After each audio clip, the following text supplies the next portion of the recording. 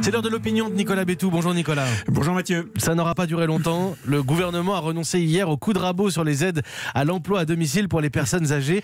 Un véritable couac selon vous? Eh oui, qui montre que le gouvernement n'a toujours pas intégré un certain nombre d'évidences qu'il avait pourtant payé cher pour apprendre. Première évidence, on ne touche plus aux personnes âgées. La non-indexation des retraites, la hausse de la CSG, toutes ces mesures avaient déjà assuré à Emmanuel Macron une solide réputation anti-troisième âge, qui n'est pas pour rien dans sa chute de popularité et l'exaspération d'une partie de la population.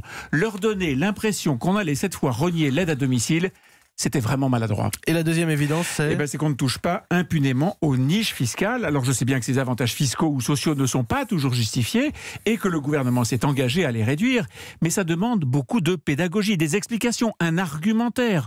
On ne bazarde pas en 3 jours une aide sociale qui existe depuis plus de 30 ans. Ça s'appelle faire de la politique. Bon, cette fois, la bourde n'est pas venue de Bercy, mais du ministère du Travail et de Muriel Pénicaud.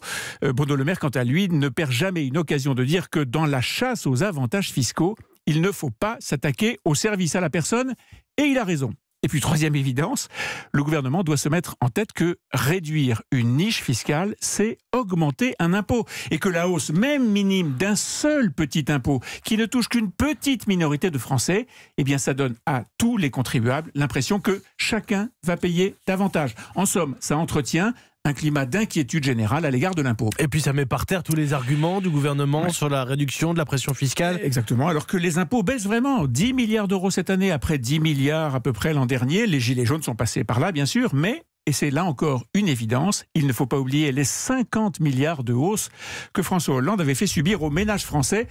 Un vrai traumatisme. Mais Édouard Philippe, est-ce qu'il a bien fait de reculer? Je comprends que oui, mais est-ce qu'il a bien fait de reculer tout de suite? Ah oui, lui au moins il a appris de ses expériences passées.